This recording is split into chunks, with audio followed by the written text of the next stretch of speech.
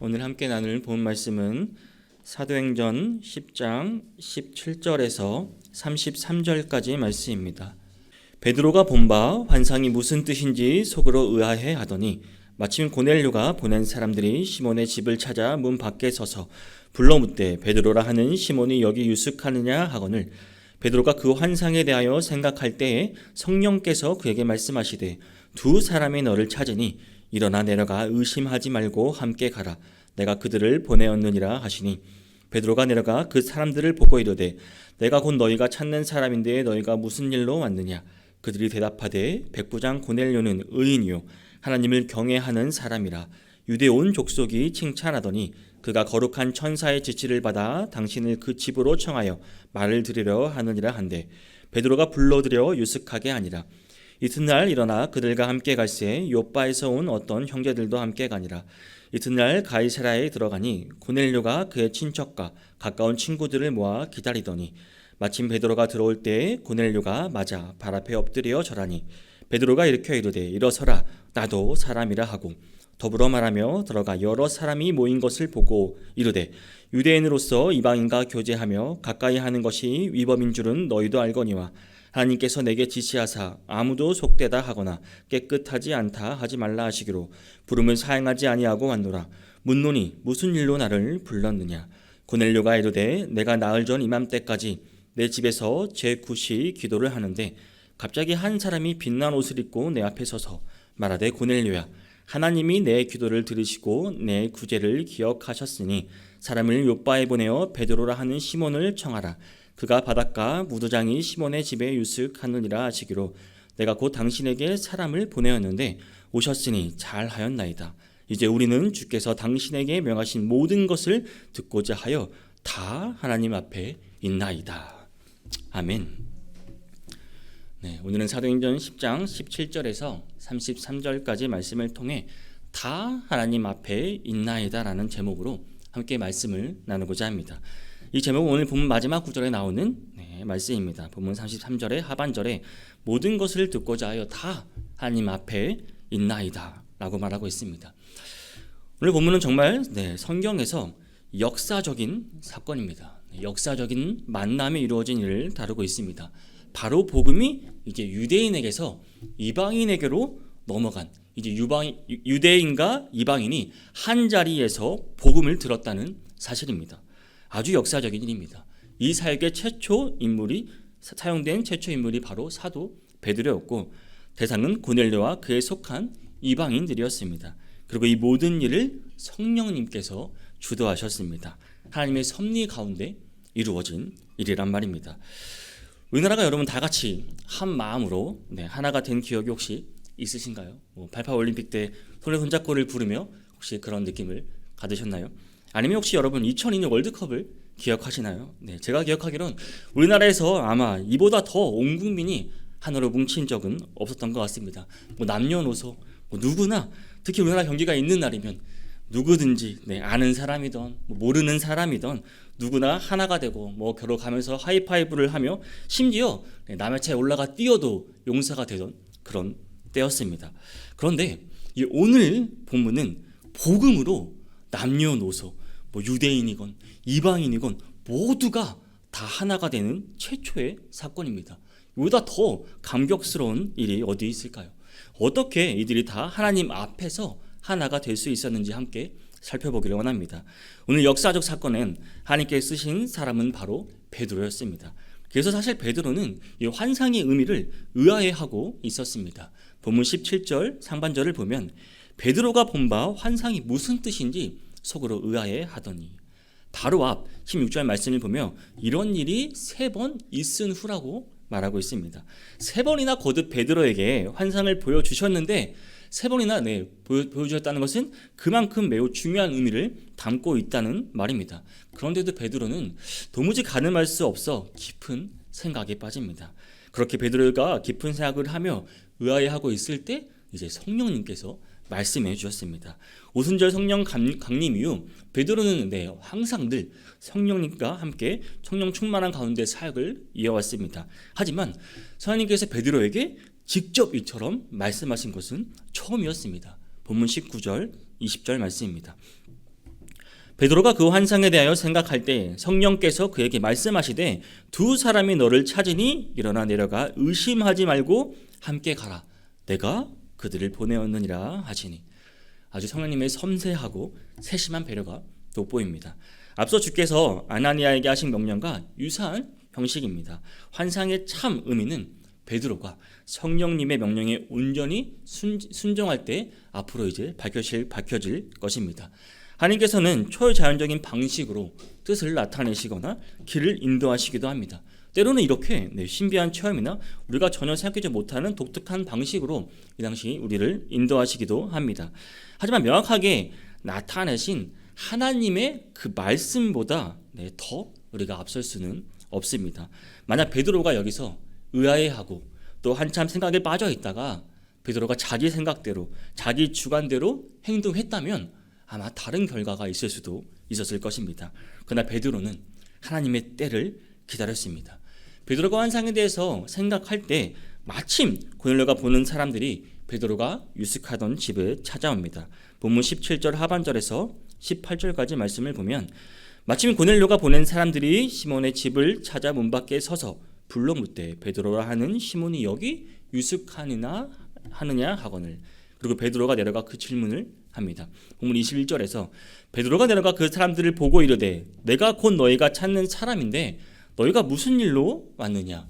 찾아온 연유를 묻는 베드로의 질문에 이제 방문한 이들이 자초지종을 설명하고 있습니다. 본문 22절을 보면 그들이 대답하되 백부장 고넬료는 의인이요 하나님을 경외하는 사람이라 유대 온 족속이 칭찬하더니 그가 거룩한 천사의 지시를 받아 당신을 그 집으로 청하여 말을 들으려 하느니라 한대.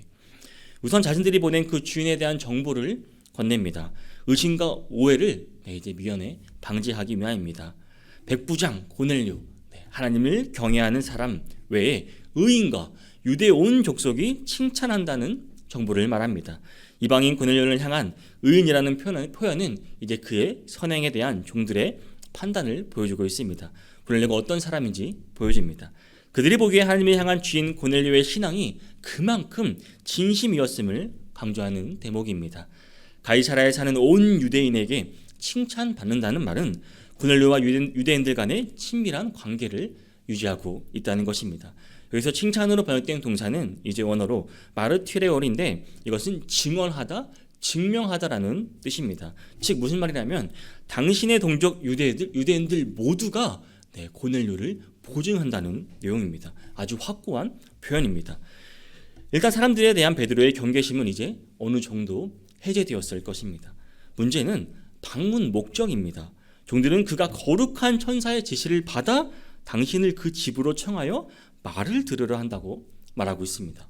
정확히 고넬료가 종들의 입에 아마 주입됐던 그 문장 그대로 종들은 전했을 것입니다. 유대인 베드로의 입장에서 보면 고넬료의 청은 매우 당혹스러운 내용이 아닐 수 없습니다. 거룩한 천사가 이방인에게 나타나 계셔야했다는 그 사실만으로도 그 유대인들은 베드로는 아마 받아들이기 힘들었을 것입니다. 더욱이 이방인이 유대인을 자기 집으로 초대한다는 것도 결례가 될 수 있었습니다. 그러나 베드로의 반응을 한번 보시기 바랍니다. 이 말을 듣고 베드로는 그들을 영접하여 집에 머물게 조치합니다. 본문 23절에서 베드로가 불러들여 유숙하게 하니라. 베드로는 어떠한 추가 질문이나 반박 없이 그들을 그 집안으로 불러들여 접대합니다. 베드로가 이방인을 먼저 환대한 것입니다. 종들은 주인의 명령을 잘 받들어야 했길래 아마 베드로가 어떻게 반응할지 긴장하고 있었을 것입니다. 베드로의 따뜻한 환대는 이들이 무려 50km를 걷는 그 먼 길을 오느라 지쳐있고 긴장감에 그 움츠린 종들의 마음을 그 긴장감을 단숨에 날려버렸을 것입니다. 또 베드로의 환대는 그들의 방문 목적에 대한 적극적 동의를 보여주는 표시이기도 합니다. 이로써 환상이 가진 뜻은 점차 이제 사건으로 구체화되고 명확해집니다. 주의 뜻에 대해 명확히 알 수 없던 그 혼란스러운 때가 있었습니다. 혼란스러운 때가 있습니다. 우리에게도 마찬가지입니다. 이럴 때 우리는 성급하게 우리가 속단하기보다는 기도하며 여러분 성령님의 인도하심을 기다려야 합니다. 그렇다면 점차 그 뜻이 선명하게 드러나는 것이 우리도 이 베드로 같은 경험을 할 수 있을 것입니다. 그런데 우리는 여기서 이 사건의 주도권을 가지고 계신 분은 하나님이라는 사실을 분명히 알아야 하는 것입니다. 고넬료 측이건 베드로 측이건 이건 불문하고 끊임없이 하나님의 주권을 계속해서 암시하고 있습니다. 베드로는 이제 후에 유대인 형제들에게 이 사건에 대해 자초지정을 말할 기회가 생깁니다. 그때 베드로는 하나님이 하신 일이라고 분명하게 그들에게 말하고 있는 것을 봐도 우리는 알 수 있습니다. 그런데 왜 하나님께서는 베드로를 이 일에 개입시키셨을까요? 하나님의 의도는 무엇이었을까요? 왜 하필 베드로였을까요? 그것은 고넬료와 그의 가족의 구원을 위해서만이 아니었습니다. 베드로 자신을 위해서기도 했습니다. 베드로는 복음 사역에 있어서 거침이 되거나 또 방해가 된 요소들을 제거하시기 위함이었습니다. 바로잡으시고 또 얽매인 그 베드로의 고정관념이나 전통에서 자유롭게 하시기 위함인 것이었습니다. 베드로는 자기 말로 오늘 본문 28절에서 유대인으로서 이방인과 교제하며 가까이 하는 것이 위법이라고 말했습니다. 이러한 전통, 이러한 관념에 사로잡힌 사람이 바로 베드로였습니다. 그런데 이것은 베드로만이 아니라 그 당시 모든 유대인 혹은 또 이것뿐 아니라 이방인들까지도 그렇게 이미 생각을 하고 있었습니다. 본문 28절에 이러한 사실을 너희도 알거니와 라고 말했습니다. 이 당시 이미 만연해져 있던 고정관념과 관습이 이렇게 이들에게 있었습니다. 이렇게 본다면 이 사건에서 고넬료가 단순히 그 개인 차원이 아니라 고넬료가 이방인의 대표라는 상징적 성격을 가진다면 베드로는 유대인의 대표라는 상징적 성격을 가지고 이 사건에 등장했다고 볼 수 있습니다. 베드로가 고쳐야 할 부분은 바로 유대인이 고쳐야 할 부분이었던 것입니다. 그리고 이 사실에 이제 베드로가 사도행전 11장 4절에서 18절에서 이제 예루살렘 교회 그 유대에 있는 사도들에게 형제들에게 다시 한번 또 이것을 말하는 것으로 보아 유대인이 고쳐야 할 부분이 맞다는 것을 성경은 말해주고 있는 것입니다. 베드로는 성령님으로 인해 이 부분을 정확히 깨달았습니다. 본문 23절에서 베드로가 이들을 불러들여 유숙하게 한 것으로 보아 우리는 충분히 알 수 있습니다. 이 짧은 한마디는 여러분 단순한 말이 아닙니다.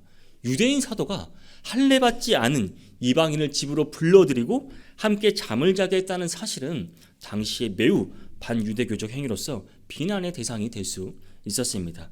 베드로는 이제 자신에게 보여진 그 환상의 의미를 조금씩 깨닫고 있다는 사실입니다.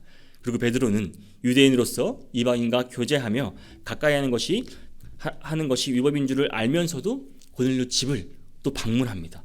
사실 이 부분이 이제 유대인과 이방인을 다 하나님 앞에 있게 된 중요한 점이기도 합니다. 본문 28절에서 베드로는 아무도 속되다 하거나 깨끗하지 않다 하지 말라. 하나님께서 자신에게 이렇게 말씀하셨다고 말하고 있습니다. 말씀이 율법이나 간습보다 더 우선되는 것을 베드로가 알았기 때문에 자신이 갖고 있던 그 신념과 고정관념을 뒤로하고 성령님의 요구에 순종한 것입니다. 단순하고 이 과감한 순종은 그동안 감춰졌던 하나님의 뜻을 드러내고 더 깊은 기회와 지식으로 베드로를 인도하신 것입니다. 한편 친척과 친구들을 모아 기다리던 고넬료는 이제 베드로를 맞아 어떻게 하죠? 엎드려 절을 합니다. 본문 24절과 25절입니다. 이튿날 가이사라에 들어가니 고넬료가 그의 친척과 가까운 친구들을 모아 기다리더니 마침 베드로가 들어올 때 고넬료가 맞아 발 앞에 엎드리어 절하니. 고넬료는 베드로를 마치 하나님이 보내신 귀한 종이라 믿었습니다. 단순한 유대인이 방문이 아니라 하나님의 방문이라 여겨 덥석 엎드려서 절로 맞았던 것입니다. 로마 장수 백부장의 이런 돌발적인 행동에 베드로는 몹시 당황합니다. 본문 26절을 보면 베드로가 일으켜 이르되 일어서라 나도 사람이라 하고 고넬료의 행동을 제재합니다. 여러 사람 앞에서 특히 이방인들과 유대인들이 보는 앞에서 이 유대인 베드로와 이방인 고넬료가 서로 따뜻한 환대를 나누는 장면입니다. 사랑하는 성도 여러분, 이 장면에서 우리는 감격이 있어야 합니다. 성령님의 사역에는 이처럼 어떤 분리도 없고 어떤 갈등, 차별이 들어올 틈이 없다는 사실입니다. 성령 안에서 유대인과 이방인이 하나가 된 것입니다. 바로 이 일을 위해 베드로가 거기 있는 것입니다. 베드로는 자신의 의지와 상관없이 예루살렘에서 룻다와 욥바를 지나 가이사랴까지 왔습니다. 철저히 성령님의 이끌린 행동이었습니다. 베드로는 이제부터 펼쳐질 모든 상황과 사건을 성령님의 일하심의 결과로 확신하며 그 의미를 명확하게 깨달았을 것입니다. 이제 고넬료의 집에 모인 사람들 모두 베드로를 주목합니다. 천사가 베드로를 향해 들으라 한 말이 무엇인지 무척 궁금했을 것입니다. 드디어 베드로가 입을 엽니다. 본문 27절에서 29절입니다. 더불어 말하며 들어가 여러 사람이 모인 것을 보고 이르되 유대인으로서 이방인과 교제하며 가까이 하는 것이 위법인 줄을 너희도 알거니와 하나님께서 내게 지시하사 아무도 속되다 하거나 깨끗하지 않다 하지 말라 하시기로 부름을 사용하지 아니하고 왔노라. 묻노니 무슨 일로 나를 불렀느냐. 이것은 이방인 청중을 대상으로 한 베드로의 공식적인 첫 설교나 다름없습니다. 본격적인 설교는 이제 다음 단락인 34절부터 시작되지만 이 단락은 일종의 설교의 도입부 역할을 합니다. 우선 베드로가 자신이 이렇게 이방인의 집에 들어온 것을 무엇을 의미하는지 그 심각성을 의식하며 말합니다. 유대인으로서 이방인과 이런 식으로 친밀하게 교제하는 것은 유대교 전통과 관례의 금기를 깨는 불법적 행동이라는 것입니다. 그것은 이방인들도 잘 알고 있는 내용입니다. 그런데도 베드로는 자신이 이렇게 올 수밖에 없었던 중요한 이유를 공개합니다. 베드로는 앞서 사도행전 10장 15절에서 하나님께서 깨끗하게 하신 것을 내가 속되다 하지 말라고 하신 말씀을 진술합니다. 이때 베드로가 그때는 부정한 짐승을 두고 하신 말씀으로 이해했지만 지금은 음식을 넘어 사람에게까지 그 의미를 확대해 적용하고 있는 것입니다. 베드로는 고넬료의 초청을 성령님의 인도하심으로 확신했고 기꺼이 응했습니다. 그리고 고넬료에게 자신을 초청할 까닭을 묻습니다. 이제 고넬료의 체험이 이어집니다. 고넬료가 정확히 나흘 전 이맘때 자신이 경험했던 놀라운 신비를 자세히 공개합니다. 본문 30절에서 33절 상반절까지 말씀입니다. 고넬료가 이르되 내가 나흘 전 이맘때까지 내 집에서 제9시 기도를 하는데 갑자기 한 사람이 빛난 옷을 입고 내 앞에 서서 말하되 고넬료야 하나님이 내 기도를 들으시고 내 구제를 기억하셨으니 사람을 욥바에 보내어 베드로라 하는 시몬을 청하라. 그가 바닷가 무두장이 시몬의 집에 유숙하느니라 하시기로 내가 곧 사람을 당신에게 보냈는데 오셨으니 잘하였나이다. 사도행전 10장 3절에서는 고넬료는 하나님의 사자라고 말했었는데 이제는 빛난 옷을 입은 한 사람으로 소개합니다. 두 정보를 이어보면 자연스럽게 연결이 됩니다. 그 천상의 존재는 하나님께서 그의 기도를 들으시고 그 구제를 기억하셨다고 전했습니다. 두 번째 공개되는 정보지만 베드로에게는 처음 접하는 정보입니다. 아마 이 대목에서 베드로는 고넬료가 얼마나 진실하고 경건한 사람인지 확인했을 것입니다. 초의 의심만저 지워졌을 것입니다. 천사의 지시가 다시 한번 반복됩니다. 천사의 지시대로 사람을 보냈고 마침내 베드로가 지금 자기 집 앞에 와 있으니 어찌 신비에 감탄하지 않을 수 없겠습니까? 최초 기도 시간부터 지금 이 시간까지 모든 상황을 하나님께서 통제하며 주도하셨다는 사실입니다. 이제 고넬료와 그에 속한 모든 이방인이 베드로를 이곳으로 보내신 하나님의 뜻과 하나님께서 베드로에게 명하신 모든 것을 듣고자 합니다. 본문 33절 하반절입니다.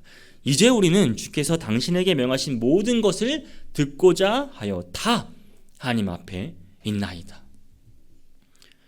고넬료는 지금 자신들이 다 하나님 앞에 있다고 진실하게 고백하고 있습니다. 이 얼마나 순종적인 모습입니까? 마치 자신이 주인 앞에 왕 앞에 무릎 꿇고 모든 영광을 목숨 걸고 복종하겠다는 그 장수의 고백처럼 그렇게 베드로 앞에 무릎 꿇은 것입니다. 고넬료는 한 번도 만나지 않고 전혀 모르던 베드로를 하나님이 보내신 종으로 확신했고 그의 입술에는 선포되는 어떤 말이든 자신과 그곳에 모인 자들이 하나님의 말씀으로 들을 준비가 되어 있다고 고백하고 있는 것입니다. 성령님의 일하심에 온전히 순종했던 두 사람이 이렇게 복음의 위대한 역사적 시작을 만들어낸 것입니다. 하나님이 보내신 사람을 맞은 고넬료의 행동은 그가 가진 겸손과 신앙의 깊이를 보여줍니다. 그리고 본문 33절에서 명하신 모든 것을 듣고자 하여 라는 이 말을 봐도 복음 앞에 서는 그 고넬료의 자세를 엿볼 수 있습니다. 순전하고 가난한 마음으로 말씀을 기다리는 태도가 이 복음의 은혜를 불러온 것입니다. 사랑하는 성도 여러분, 오늘 이 본문의 역사적인 사건은 처음에는 의아함으로 시작했습니다. 그러나 하나님의 뜻을 물으며 하나님의 때를 기다리던 유대인 사도와 이방인 고넬료는 점점 하나님의 뜻을 확신할 수 있었습니다. 무엇보다 그들이 하나님의 말씀에 순종했다는 그 순간, 순종하는 순간 이 모든 역사적인 사건이 이루어질 수 있었던 것입니다. 다 하나님 앞에 있는 이 모습 말입니다. 그리고 이 모든 사건의 배후에는 하나님이 계셨습니다. 하나님께서는 지금 이 순간에도 여러분 세상 모든 일들을 주관하고 계시다는 사실을 여러분 기억하시길 바랍니다. 왜 그러십니까? 무엇보다 우리가 복음으로 하나 되기를 원하시기 때문입니다. 복음 앞에는 여러분 차별이 없습니다. 뭐 나이가 많든 적든 무슨 일을 하든 전혀 상관없습니다. 다 하나님 앞에서 놀라운 복음의 은혜를 경험할 수 있는 것입니다. 하나님의 복음이 확장되는데 여러분 의아해하지 마시기 바랍니다. 의심하지 마시기 바랍니다. 오늘도 주님 앞에 기도하며 준비하시기를 바랍니다. 하나님의 때를 기다리시기를 바랍니다. 그리고 내가 그 말씀에 순종할 때 하나님은 우리에게 그 길을 보여주시고 열어주실 것입니다. 우리에게도 복음으로 인해 기쁨이 있기를 원합니다. 복음으로 인한 은혜가 흘러넘치기를 원합니다. 오늘 하루도 주님의 복음 앞에서 한 사람이라도 더 복음 앞으로 인도할 수 있는 우리가 될 수 있는 모든 성도님이 되시기를 주님의 이름으로 축복합니다.